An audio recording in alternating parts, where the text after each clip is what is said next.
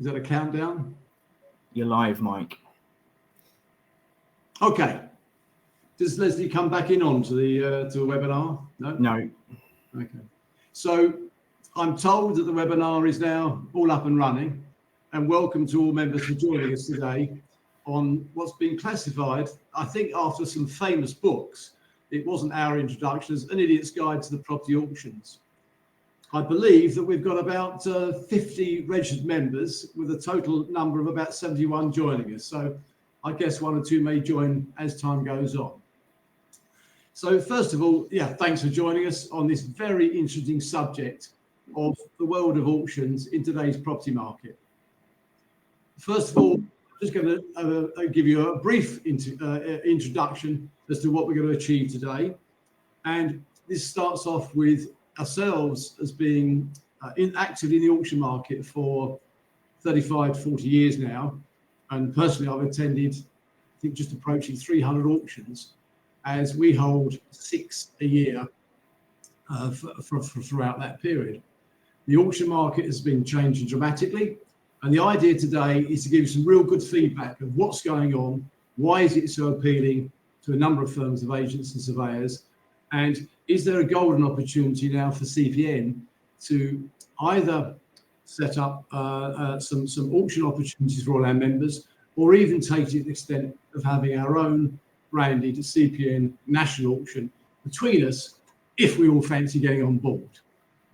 So that's that sort of sets the scene for today. We've got some interesting update of really what's been going on. We're not just going to talk about theory. We're going to talk about some of the live situations that we've experienced in that market. I'm first of all going to introduce Ian, who's going to step in with the first summary from Cheffins, and I believe Ian can just step in direct from there. Is that right? Okay. Thank you very much, Mike. So it sounds like I have got, unfortunately, the boring bit for you all, because I am doing the theory. So there we go. But good afternoon all. My name is Ian Kitson. I'm director at Cheffins in Cambridge. We're a multi-discipline firm of auctioneers and agents. Auctioneering is very much in our blood, so hence I've been asked to give a bit of an overview of the auction theory for you. So I suppose first things first, what is an auction? Well, as we all know, an auction is a public sale which a property is sold to the highest bidder. Auctions tend to take two main forms, so unconditional auctions and conditional auctions. Most auctions that you and I think of are unconditional, where contracts are exchanged on the fall of a hammer. These are the types that most auctioneers will offer, and I will centre most of this presentation on, but I will touch on the conditional type at the end. So as for those unconditional auctions then, so thinking fall of the hammer, what are the pros and cons? Well, pros are, first and foremost, it's speed. When most people think auctions, they're thinking that quickness of getting contracts are exchanged on the fall of a hammer. Completion tends to take place about 4 weeks later. So compared to the sort of the ever increasing private treaty timescales that we are all seeing nowadays, auctions offer that much quicker alternative. They also offer great transparency. The bidding on the day of an auction is completely transparent, with bidders all having an equal chance to secure the property. So for bodies like charities, executors, LPAs, local councils, it gives a wonderful way for them to sort of fulfill their obligations and avoid being accused of sort of favouring a particular buyer. Increasingly, auctions are also used to manage properties that we think we might have a huge amount of interest in. That concise bidding process means that you can bring negotiations for what's going to be a popular property to a conclusion very quickly, condenses viewings, condenses marketing periods, and then, of course, there's a much less risk that the highest bidder aborts a deal, as can sometimes be a case in those best and final situations when all of a sudden a buyer worries that they've paid way too much or way over what the underbidder might have paid. And that, I suppose, then links into one of the other main pros, which is the security of the transaction. So fall of the hammer, that is your exchange of contracts. The buyer pays deposit straight away. They've done their due diligence by that stage. They've done their surveys. They've looked through the legal pack. So thankfully, it is very, very rare that you get a deal fall apart between exchange and completion. And if that does happen, then the seller keeps that 10% deposit and obviously can take further action as well. The cons, ironically, the pro of speed is also a con. The speed of an auction can sometimes be a negative. If you've got a property or a vendor where there's a few legal issues that might need sorting during conveyance, or you're going to be selling it on a sort of a subject to basis, then an auction with its fixed nature of legal pack and strict timings just won't offer the flexibility that you might need. Similarly, not all buyers can suit an auction time frame.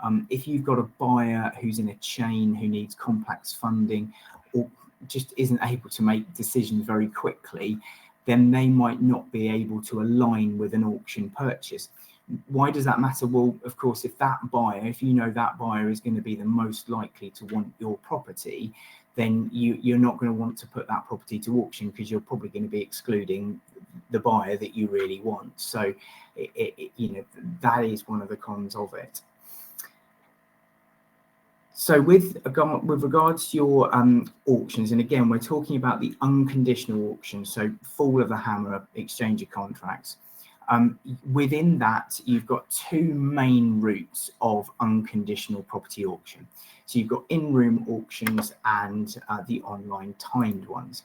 Now, I'm going to speak sort of from what we do at Cheffins, but each auctioneer will have slightly more or less auctions over the year. But I'll speak generally about what we do, which will give you a pretty good flavour as to what most do.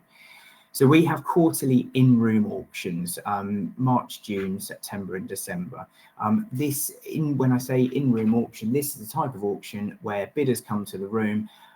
Think homes under the hammer. That's what we're all getting to there.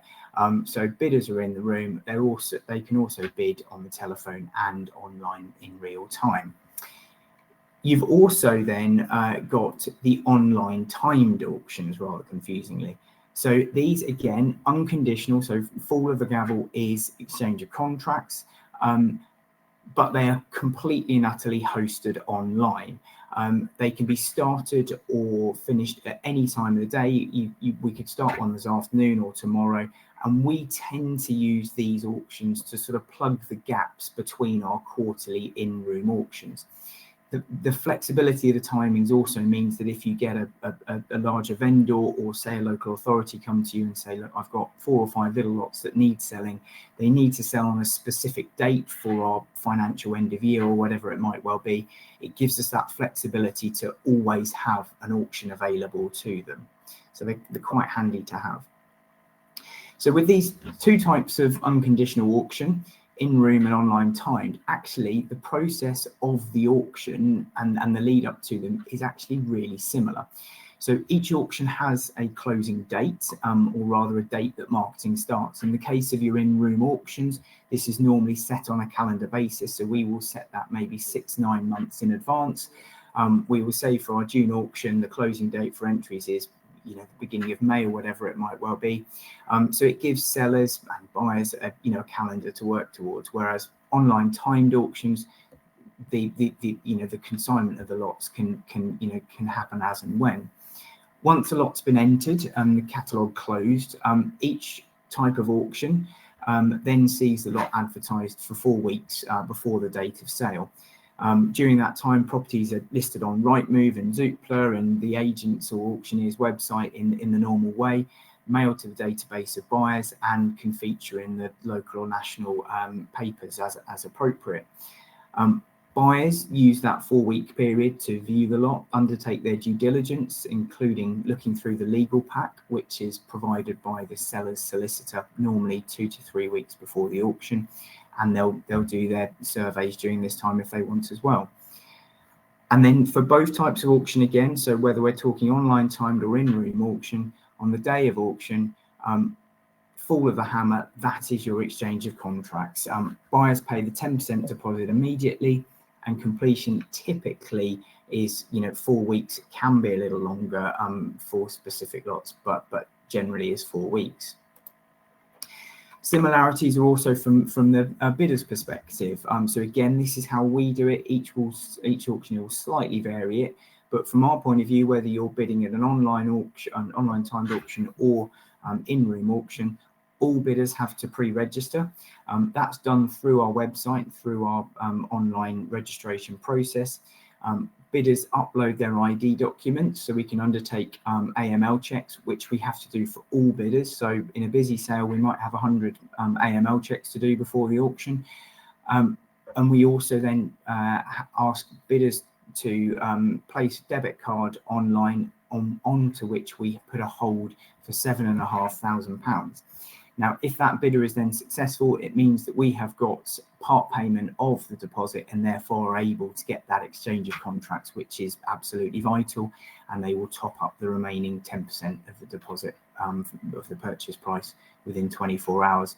If they're not successful, then the same afternoon as the auction, we release that hold on their card. So a lot of similarities. What are the differences between the online timed auctions and the in-room auctions? As we've touched on, the rigidity of the scheduling is probably one big difference. In-room auctions, everything's planned months in advance, and the calendar is set a year in advance. So, that having those fixed dates works really well for certain things and certain people, but it can, leave sort of slight troughs in between those timings. Whereas the online timed auctions, it's very spontaneous. You can start and end an auction whenever you want. The other main difference actually is I suppose how the hammer actually falls. In the case of in-room auctions, you've got that room full of people, telephone bidders, online real-time bidders, all competing against each other with the auctioneer. In our case, Simon, who you see pictured here, which he's kindly supplied a 20-year-old photo to ensure he keeps looking young. Simon conducts the auction.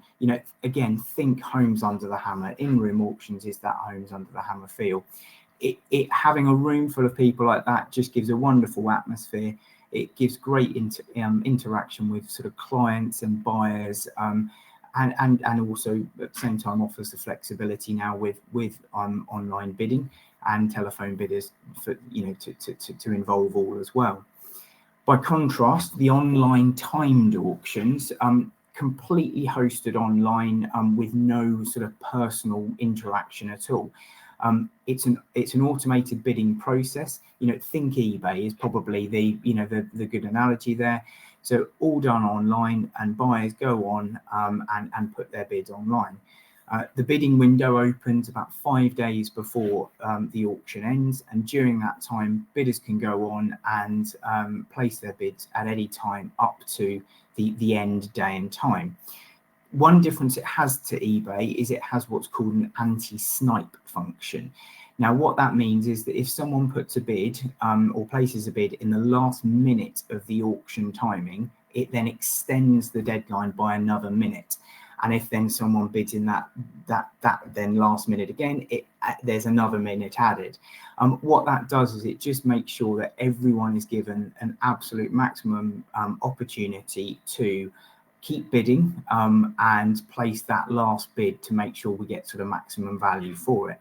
And the system records all of those bids for the lots over the days. So the little on the right of that screenshot there, that's a bid from an auction. Part of the bidding there, it shows multiple days, multiple amounts. Normally on the left hand side we have the bidder's name, so we know exactly who has bid at what moment in time and gives us a full record. As a slight aside, that screenshot is actually taken from an online timed auction we did for a Cambridge parking space. Now, for those of you knowing what such a thing is worth, the answer is a surprisingly large amount. We put a guide price on of £20,000, and after over 100 bids over the 5-day bidding window, the final sale price was £122,000.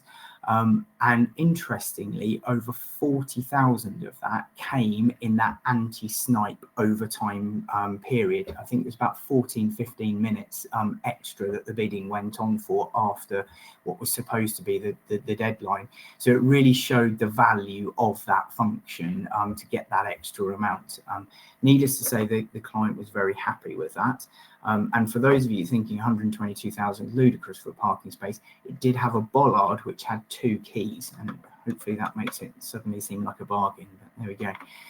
So the two auction methods, as I say, very, very similar in many respects. There are some differences. Which you prefer is going to be a personal thing. Personally, I like the in-room auctions. It gives you that greater interaction. It gives you the chance to meet and greet and speak to clients. However, the sort of the youth in the office, tend to quite like the convenience of the online timed auctions.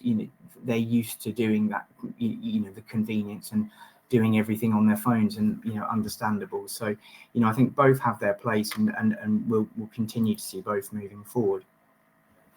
So, thinking to you all as commercial agents, if you see something, and Mike's going to talk through what are the right types of property for auction, and what where they might be able to help you with the things that you see. If you do see a property and you think, right, this would be a good one for auction, what do you do? Well, I suppose speak to your auctioneer as soon as possible, because the auctioneer will do everything for you. We will do all the, we'll consign the lot, do all the measurements, do all the photos and order boards, send out terms of business, do all the AML checks on the clients. Some joint agents like to stay involved to do the viewings on the lot, because they see it as a good chance to see local buyers, and maybe if they don't like that property being sold, they might be able to speak to them about another one that they've got on their books. But at the same time, if you as joint agent don't want to do viewings, then your auctioneer will do it for you. So we're really there to try and take the strain off your teams as much as possible. With regards fees, again, it will, each auctioneer it will vary slightly. For both types of auction, whether it's online timed auction or in room, there's entry fee for each lot of typically £300 to £500 plus the VAT, which is paid by the seller to the auctioneer. Commission then is typically 1.5% to 2% plus the VAT of the sale price. And you as joint agents would normally get around 50% of that. So hopefully it's a nice way for you to sort of earn that, 1% fee for hopefully, not having to do particularly large amount for something that maybe might be of low value to you, or you might not want to deal with. So as far as I mentioned, and I've spoken about the unconditional auction, which is what you will see most of the time. There is the other type of auction, which you will kind of hear, and they are about, and you will hear companies talk about these modern methods of auctions. Now, these look a bit like an online timed auction that I've spoken about earlier, but the reality is they are a bit different, and the devil, as always, is in the detail. The main difference is that the sales are conditional. So you've got no exchange of contracts on the fall of the hammer. Rather, the sort of the high bidder, when the countdown ends, pays a small reservation fee, and they then essentially have the option to purchase at that price and aim to exchange within 4 weeks and then complete 4 weeks later. But of course, if the buyer or indeed the seller change their mind during that 4-week period, then there is no contractual obligation to fulfill that transaction. They will also often tout that there's no seller's fees, which can sometimes be true, but the buyer's fees tend to be pretty high. So typically 3 to 6%, and I've seen as high as 9%. So okay, fine, your seller isn't getting a commission invoice at the end of it, but of course, if a buyer is having to calculate that they're going to pay an extra 9% on the purchase price, well, the top bid just comes down by 9%. So the seller ends up taking a hit, as whether directly or indirectly. I mean, and it's my personal feeling is that these sort of modern methods of auction are trying to bridge that gap between private treaty and traditional auction, but in trying to do both, don't really give you as agents or vendors much of a benefit. You know, if you want a fast, transparent and secure sale process, go with your traditional in-room or online timed auction. But if you've got a property that either isn't right for auction or you need that sort of time and flexibility for your vendor, well, stick with a private treaty method that you all offer, you know, wonderfully well. So, you know, they are out there, they are something to be aware of, and maybe, you know, when you're out sort of pitching for an instruction, if you've got a vendor that says, well, Joe Blogs has offered me, you know, a different method, I can sell it by auction, just make sure, is it actually auction or is it modern method of auction? Because again, you know, that there are some differences in there, and it's just making sure your client's getting what they want. So yeah, I mean, you know, at Cheffins, probably like most auctioneers, we've got a small team to run our auctions, which means that whenever you as agents or clients ever need anything, you're directly dealing with one of us. We take pride in that. We enjoy the relationships we have with our clients and our agents. And if any of you have any questions about auctions or any properties, we're always very happy to help. So that is a bit of a whistle-stop tour of the different types of auctions from me and the boring theory bit. And now Mike will hopefully wake you all back up with some views of the market and those star lots. So over to you, Mike. Mike, you're on mute again.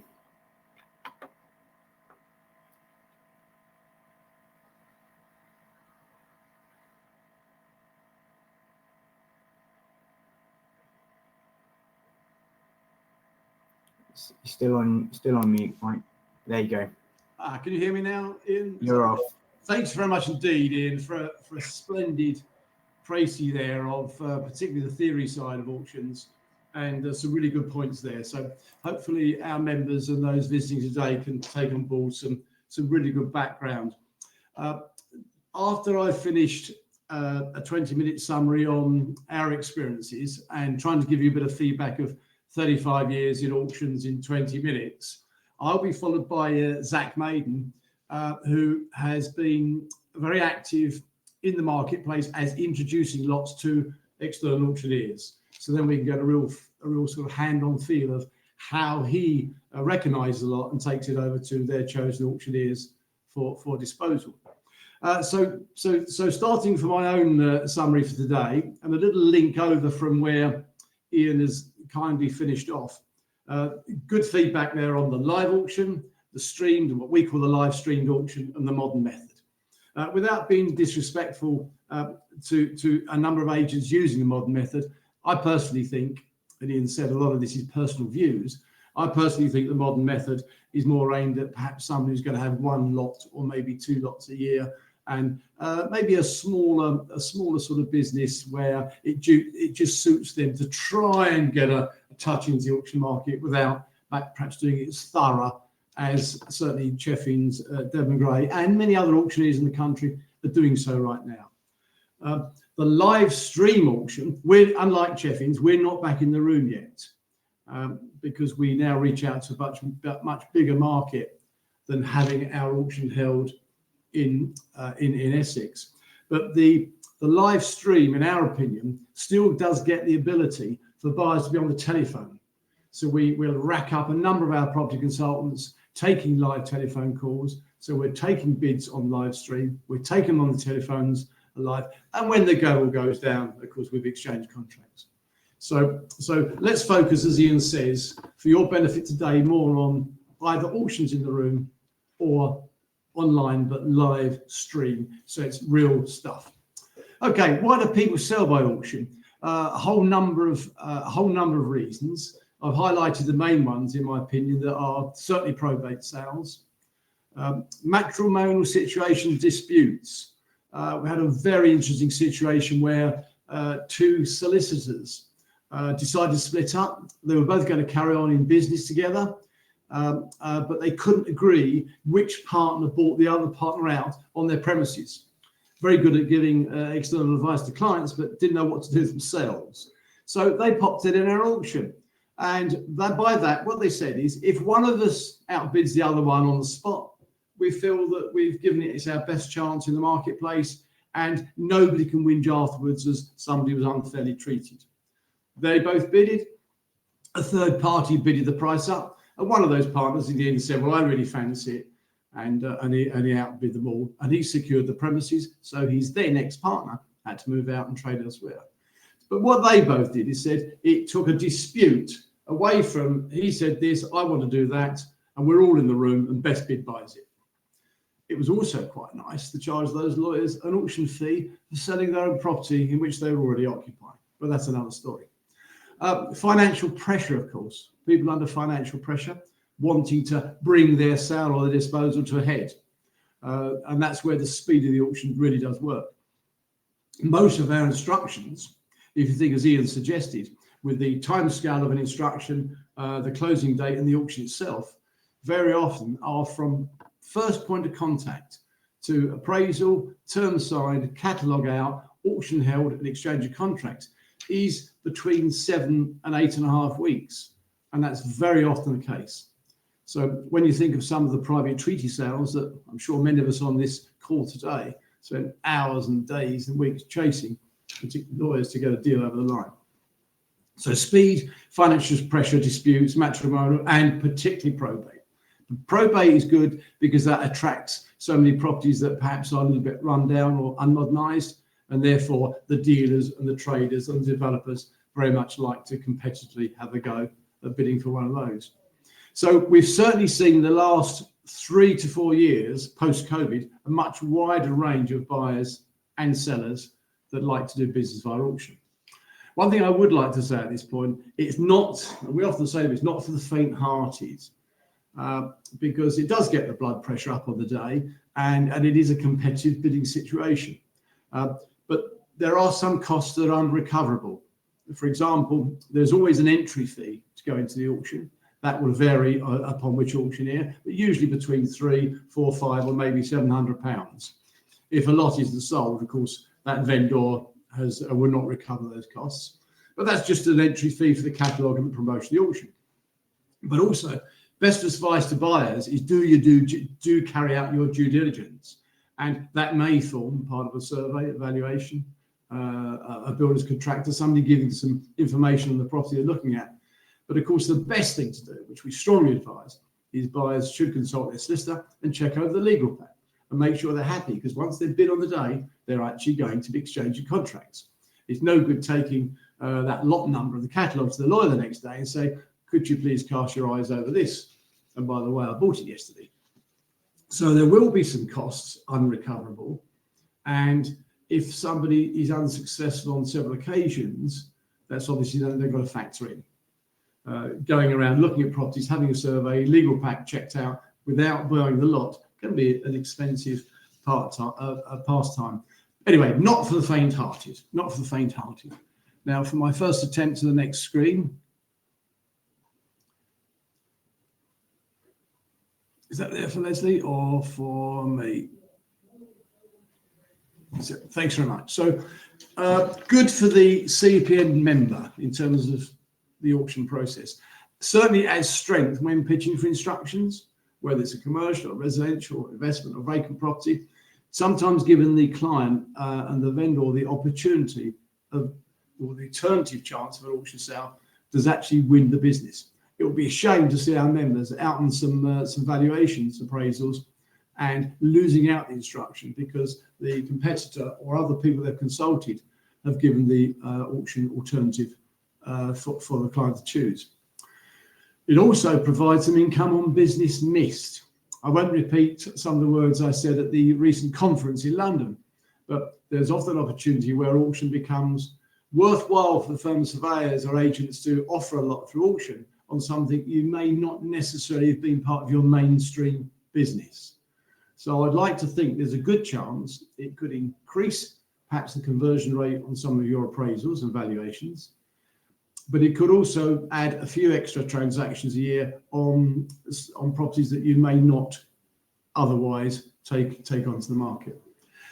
One thing I would like to emphasize, it's so time efficient on smaller lots. And when I say smaller lots, I'll give you one really good example, is single plots. For any of the members on the screen today who are selling land and building plots, how much time do we spend on a single plot or a pair of semis small development opportunity with or without planning consent. And you go through the palaver, don't you, under private treaty with all the builders and developers wanting to pick it up as least as they can and coming in at £5,000 or £10,000 every few days extra. And the time efficient on auction is it's in there and it's throw, should we say, all the balls up in the air and let them fight for it over themselves. So we have saved hours on the smaller lots, particularly small building plots, by going by the auction route. Not all referrals from surveyors and agents are suitable for auction, and we have to choose those carefully, very carefully.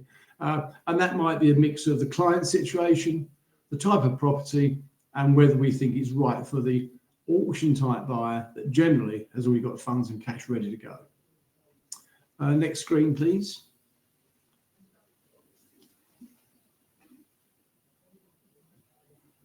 Pricing and selling tactics. A little bit of feedback on, we say not all lots are suitable for auction.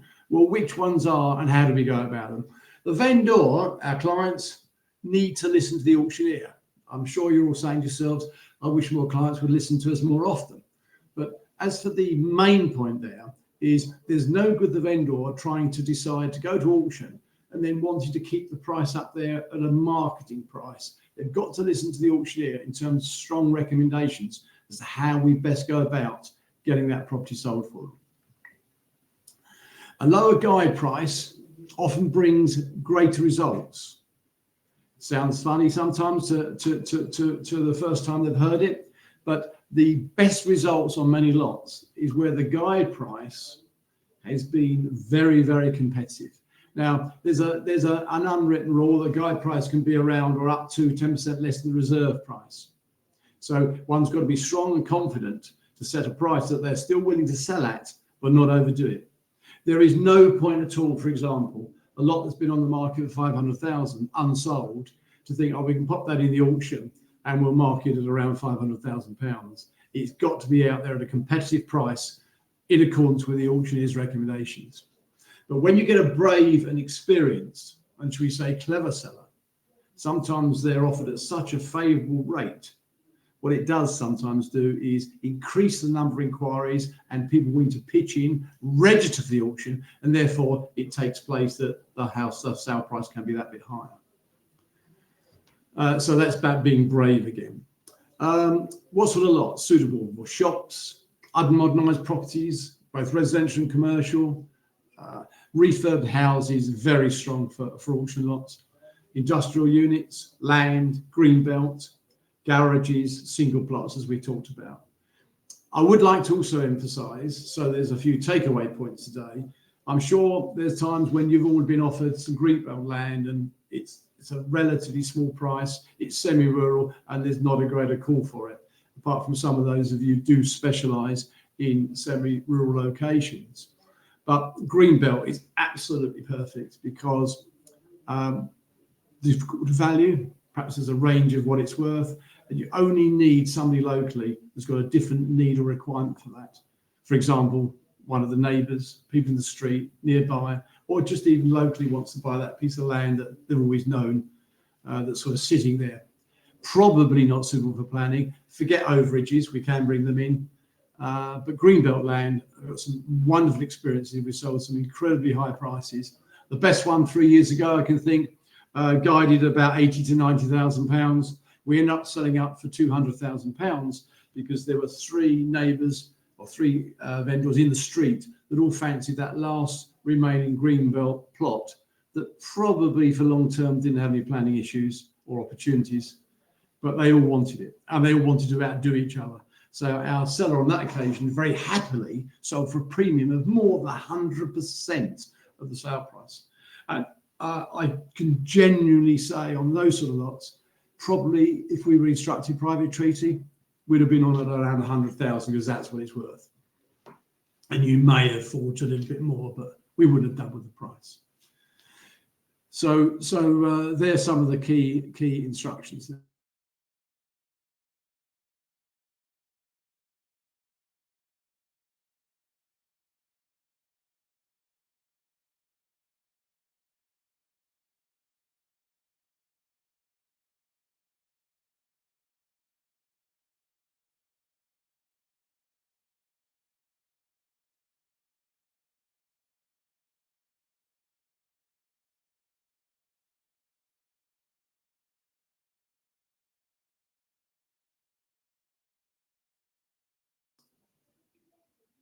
Sorry, that's jumped over one. So let's just go back there. Pricing selling techniques. Okay, so the format has not yet been decided. If the interest from the members is good, a pilot scheme we could aim for May or June. We're talking about possibly branding as a CPN auction, but that would need support and interest from across all of the members. There may be an interim proposal which we're going to be working on after the feedback from this webinar, which we hope you found of interest. Buyers no longer insist on visiting the auction room every time, which is what's given us the opportunity to pull together all the members of CPN to carry out an auction as a group. Because there was a time when regionally it would have been just too difficult because everybody wanted to be in the room to bid or had to be in the room to bid. So that has given an opportunity for us to take that one step further. I think that one of the screens got missed there. So if I just go back to that, great alternative for certain clients. Competitive bidding often attracts a higher sale price. I know that's stating the obvious, but there's many proven times that's happened. Purchasers regularly bid more than on the day than they planned. We've been often told, I'll go to 260,000 on that, and that's my most. And they'll try and buy it before the auction at 240, 250, but they may in their own mind think we'll go to 260,000, for example.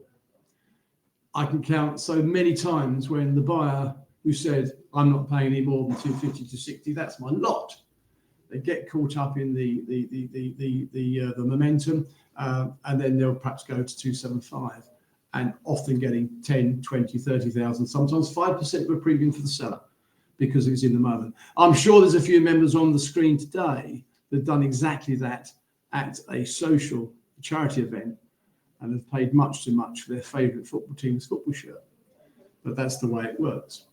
I think generally the auction is much more effective than sealed bids, because with sealed bids it's a slower process, and although sometimes under private treaty that's a way of drawing out a pretend auction, there's usually on a sealed bid no commitment. You're not under contract. And how many times have we all seen a sealed bid when somebody wins it, and then the next day they think, well, I went through that process, and if I actually got it and outbid everybody, they have a second thought, and that moment goes away, and not always the sealed bid turns out to be the buyer or actually at the price. Difference with the auctions, of course, is when the gavel falls, as Ian said, the deal is done. We're under contract. 10% paid there and then, and there's no going back on that price. In 35 years of auctions, I think I've had two that didn't complete. That's very little over the number we sold, but of course we were holding a good 10% deposit anyway. I'm just looking for the other one that moved. I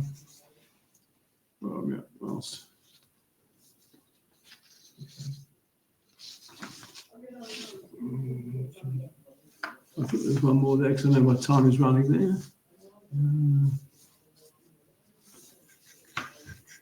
No, I think Leslie, we've covered them all. Yeah, so just ending then on the going forward, and we'll come back to you after this webinar about the process and how we think that a service could be provided if the members want to take up on this. We should also remember that auctions very often, by proving the best sale price in the marketplace, is very good for charity commissioners who like to know that it's in an open playing field and the best price has been achieved and can be proved and signed off. And secondly, we have to take away the myth of a lot of people thinking that auctions is a false sale and therefore at a lower price. Because if anybody wants some data to prove that, a lot of strong sale prices had been achieved over and above what one would have expected in the private market, and of course quicker by knowing it's under contract. And finally, really, a good company profile to increase your profile in the area by providing a service that you may either only gently offer now or not offer at all, particularly as the auction market has become so strong in the last few years for some of the reasons we've mentioned today. So the plan is I'm doing a 1240 switch over. So we're now going to go over to Zach, who's going to give us a real good feedback from an audience. Thank you very much, Mike. Very interesting to hear. And a lot of what I'm going to talk about in a moment's time is really compounding exactly what Ian and Mike has been talking about over the last half an hour. So what I'm going to talk about today is real world lots and instructions that we have dealt with at Vickery Holman, and to give you a flavour of what works well and how we can actually earn some decent fees out of a service line that not many people really think about. So first of all, I'm going to introduce myself. My name is Zach Maiden. I head the Vickery Holman Exeter office and also Exeter agency as well. My route into auctions was actually quite unusual. I graduated in 2010. I just so happened to get a graduate job at a auction house, quite a large auction house, covered the whole south of the UK. And I was part of the team that set up their Exeter office. So quite an interesting route in, and really was survival of the fittest, get in there, covering the whole West Country, seeing as many lots as possible and trying to sell as much stuff as possible at the same time. So that was quite an interesting experience. And through that, I became qualified through NAVA, a member of NAVA, which is the National Association of Valuers and Auctioneers. But I had to leave due to lack of experience gained by other service lines, etc. So I had to leave and join another firm in order to become NRICS qualified. But what that has given me is a pretty well-rounded experience of the auction world in my day job. So we move on to a job that we are actually dealing with right now. That is Wixenford Farm in Plimpton. In fact, it's actually going to auction in the coming days. We were marketing this at a very high price, but effectively what this is a large commercial former farm with various different workshops, offices, and even flats involved as well. Now, I looked at this and thought, well, the coverage of this site is about 1.74 acres, but it's actually only achieving about 61,680, as my note there, per annum. But really, I felt that this wasn't really a play for a commercial investment, although, of course, I would argue a lot of the rents on this were reversionary, and you could probably increase that quite heavily. But really, it was more of a residential aim, and we brought in a local auction house to assist here, and we're looking to go to the room in the coming days, actually. Moving on to another one. So we actually just sold this one, 235 Torquay Road, Paynton, last week. Pretty interesting sale. We were instructed originally to provide investment advice. We are effectively selling the investment of the ground floor let to AMS Tires. Now, our client was, it's only a small lot size, 125k, but really we struggled on the market for private treaty, and our client was getting quite keen to sell this. How can I put it, really?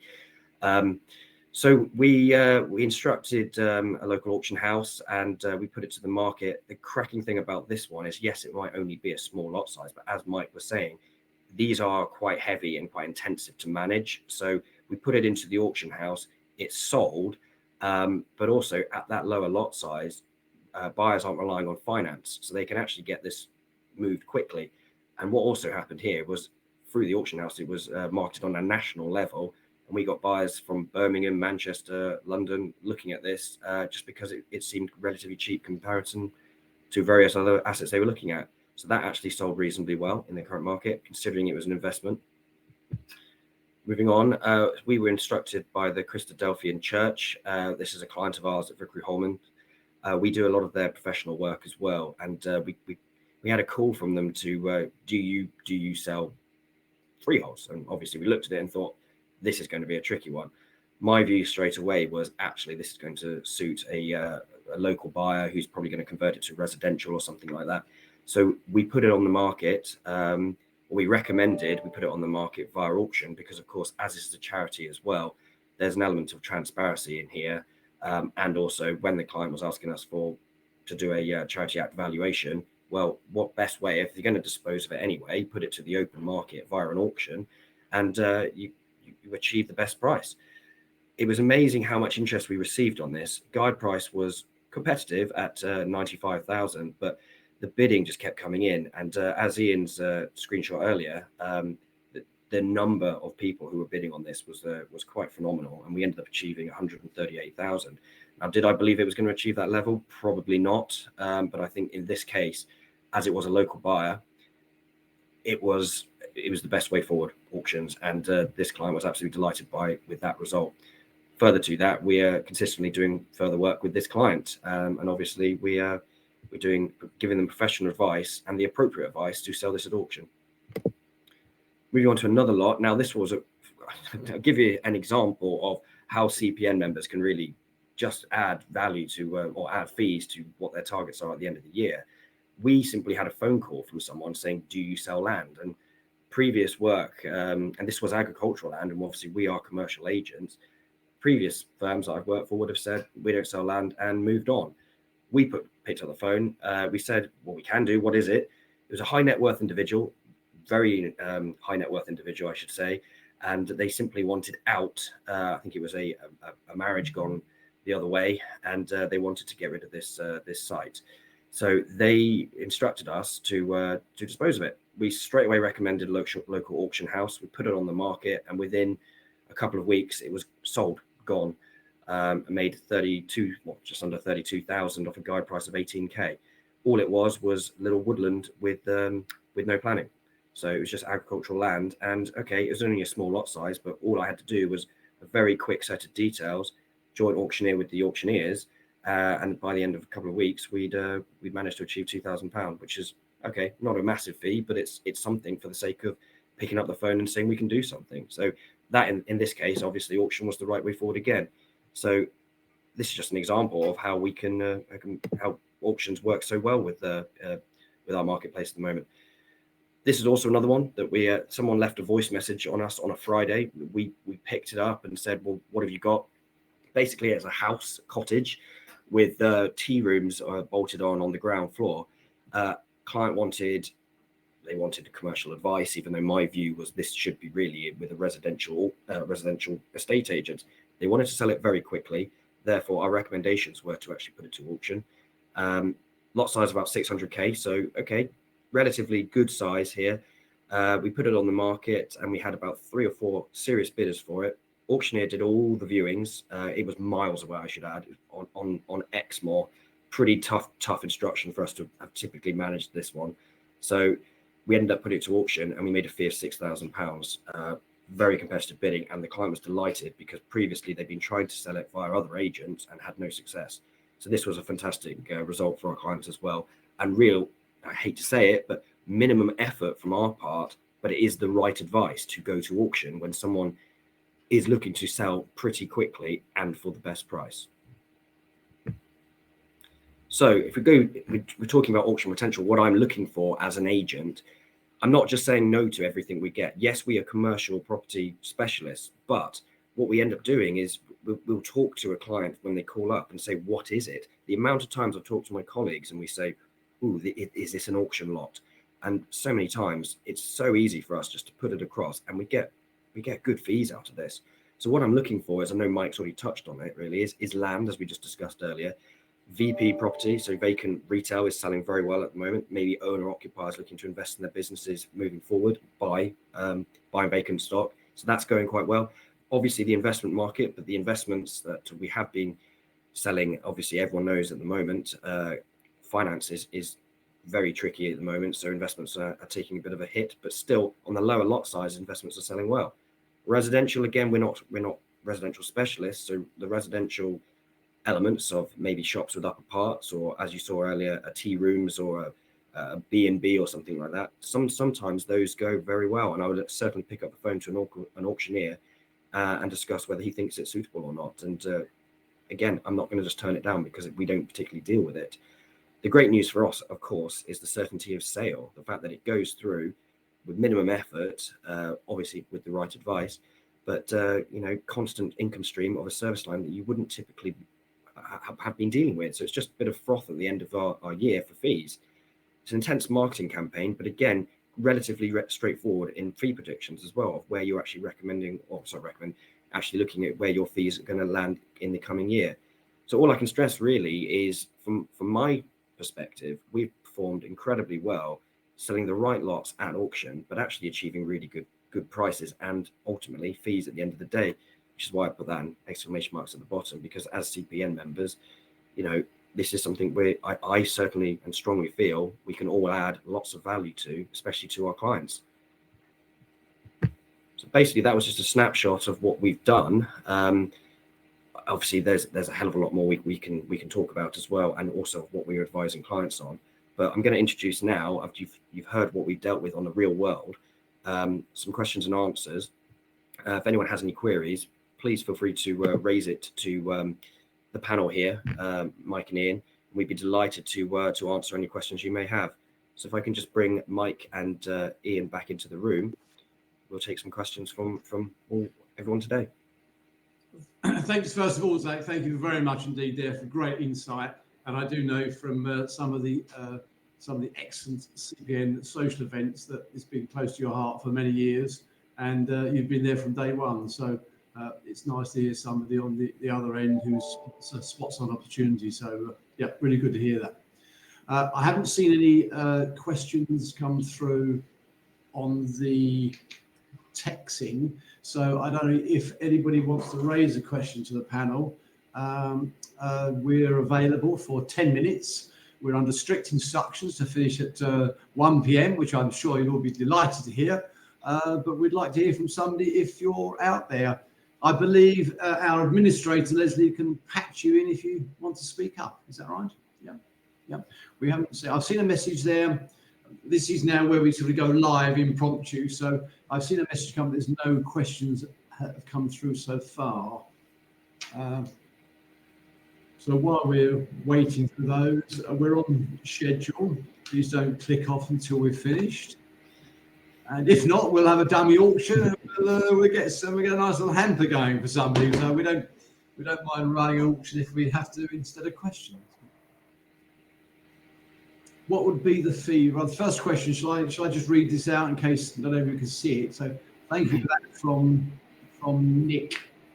I don't know where Nick is from. That's a log-on name. What would be the fee share for lots introduced? I guess that's off to Ian and I. Shall I say a couple of words and then Ian follow on? Yeah, go for it, Mike. Yeah. So the standard arrangement with most auctioneers, and certainly with ourselves, is a straight 50-50% share down the middle for 50% of the auction and 50% of the introducing agent surveyor. What does vary, because this is about increasing income, but life's not all about just the fees. What does vary from firm to firm is how much input one would expect from the introducing agent and how much input or where does the auctioneer take over from. In the early lots, we always suggest let's take all the work and do it all. So then we can say it's 50% just spinning over the inquiry and doing very little. Ian, would you like to sort of add anything to that, or is that about it? No, I mean, I completely agree with that. That's exactly it. Normally, you will find it's very much sort of 50-50.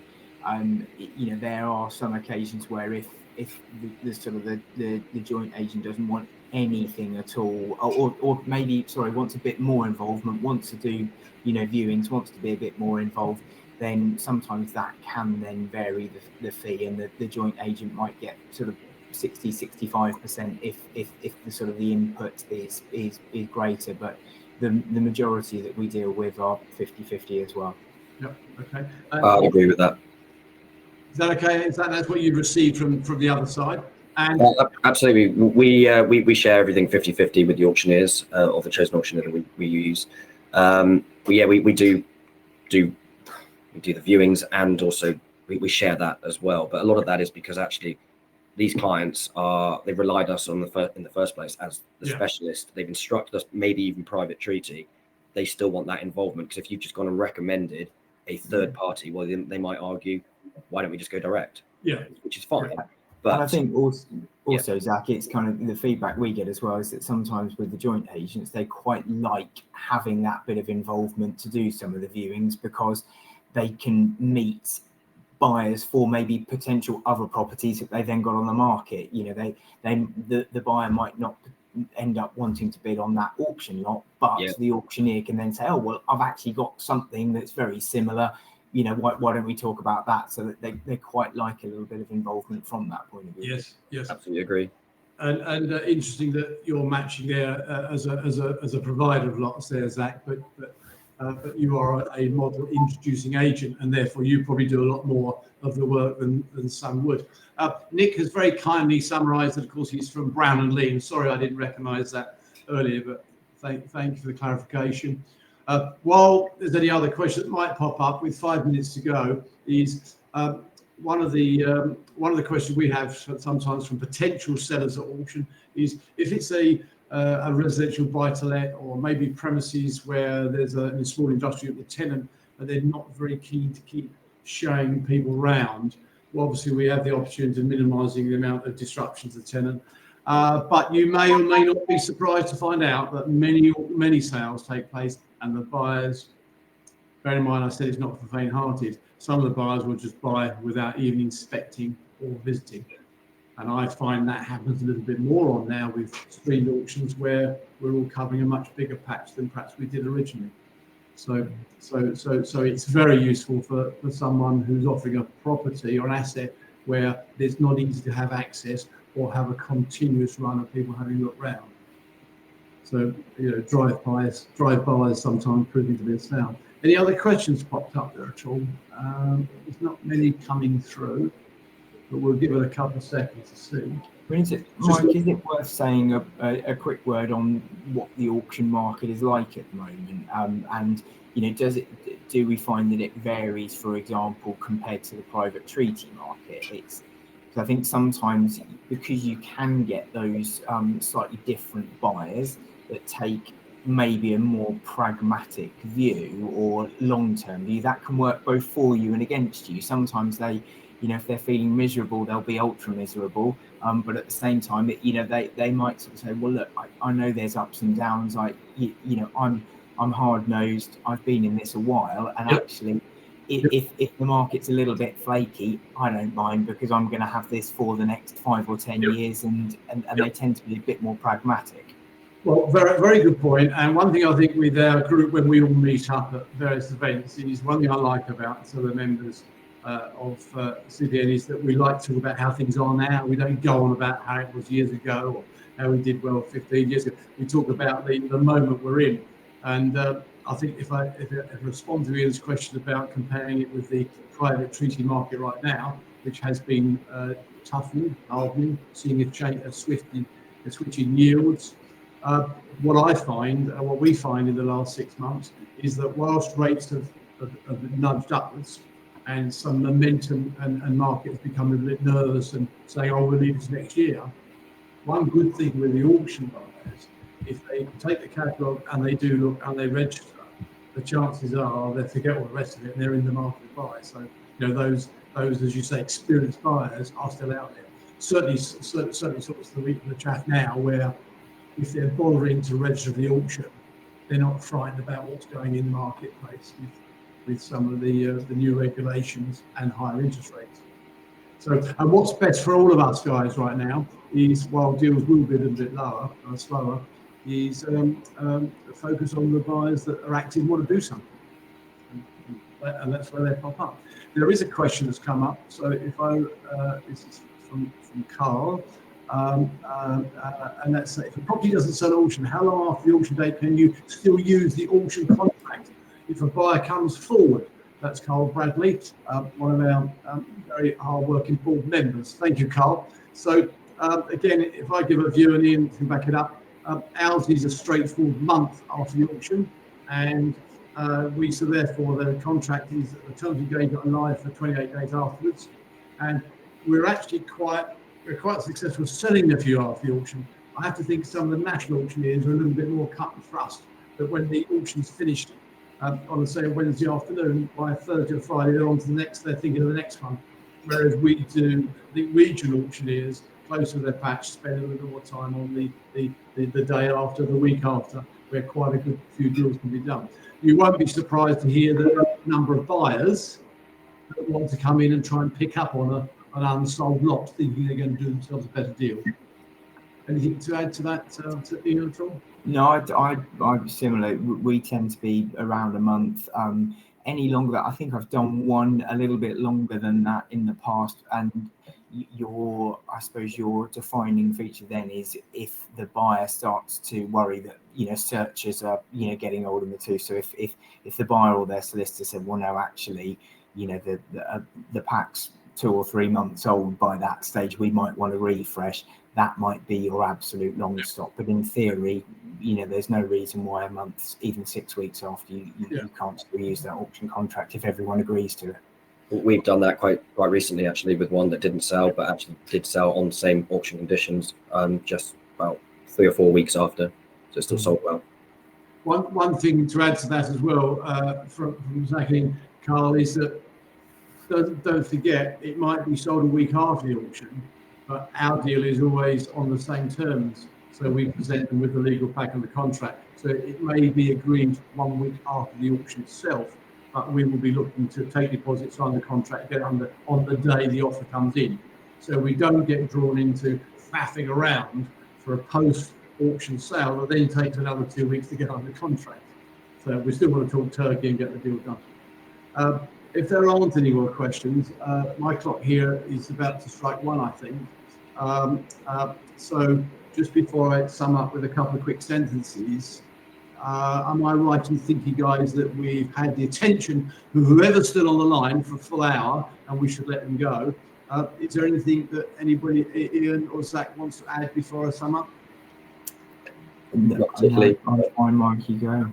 Okay, so I see the Q&A just made me think of the 3 I's, actually, for this webinar, which, of course, is backed by CBD Trading. So hopefully it's been more interesting than some of the subjects that we sit and go through during the year for our professional development. But the 3 I's, I was thinking, guys, I hope you found it interesting. I certainly hope you found it informative, particularly what my 2 colleagues here have presented. And more importantly, I hope it ends up to some extra invoicing for you all, which will probably make us all smile and see us very merry during the new year. So thank you very much. I think the time is to sign off on time at 1 o'clock. And we do really appreciate you listening to our, in inverted commas, the Idiot's Guide to Auctions. Thank you. Thank you, everybody. Thank you, everyone.